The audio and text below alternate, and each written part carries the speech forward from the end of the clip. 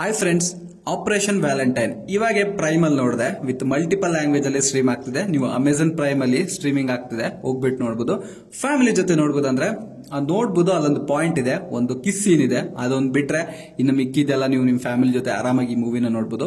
ಆ kiss scene ಇಲ್ಲ ಅಂದ್ರೆ ಚೆನ್ನಾಗಿತ್ತು ಅಂತ ನನಗೆ ಅನಿಸ್ತು. ಯಾಕಂದ್ರೆ ಪ್ರತಿಯೊಂದು ಫ್ಯಾಮಿಲಿನೂ ಆರಾಮ್ ನೋಡಬಹುದಾಗಿತ್ತು. ಫ್ಯಾಮಿಲಿ ಜೊತೆ ಈ ನಡುವೆ ನೋಡಬಹುದು, ಮೇ ಬಿ ಸಮ್ ಇಲಿಗೇಷನ್ ಆಗ್ಬಹುದು, ಹೇಳಕ್ಕಾಗಲ್ಲ. ಅಂಡ್ ಈ ಮೂವಿ ಬೇಸಿಕ್ ಸ್ಟೋರಿ ಲೈನ್ ಮಾತಾಡ್ಕೋಬೇಕಾದ್ರೆ ನಿಮ್ಗೆ ಗೊತ್ತಿರದೆ ಪುಲ್ವಾಮಾ ಅಟ್ಯಾಕ್ ಆಯ್ತಲ್ಲ, ಸೊ ಅದ್ರಲ್ಲಿ ನಮ್ ಜವಾನ್ಸ್ ನ ಕಿಲ್ ಮಾಡ್ಬಿಟ್ರಲ್ಲ ಪಾಕಿಸ್ತಾನ ಅವರು.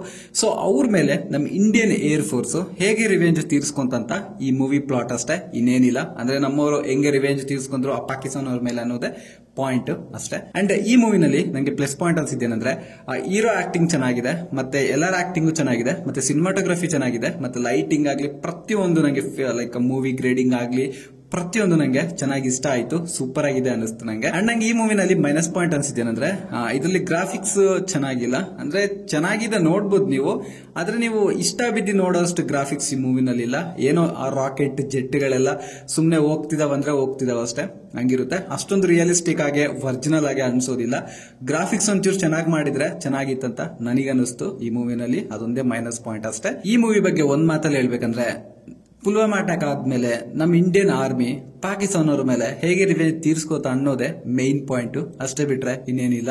ಸೊ ಈ ಮೂವಿಗೆ ನನ್ನ ರೇಟಿಂಗ್ ಬಂದ್ಬಿಟ್ಟು 5ಗೆ ನಾನು 2.9 ರೇಟಿಂಗ್ ಕೊಡ್ತೀನಿ. ನೀವೆಷ್ಟು ರೇಟಿಂಗ್ ಕೊಡ್ತೀರಿ ಅಂತ ಕಾಮೆಂಟ್ ಅಲ್ಲಿ ನನಗೆ ತಿಳಿಸಿ.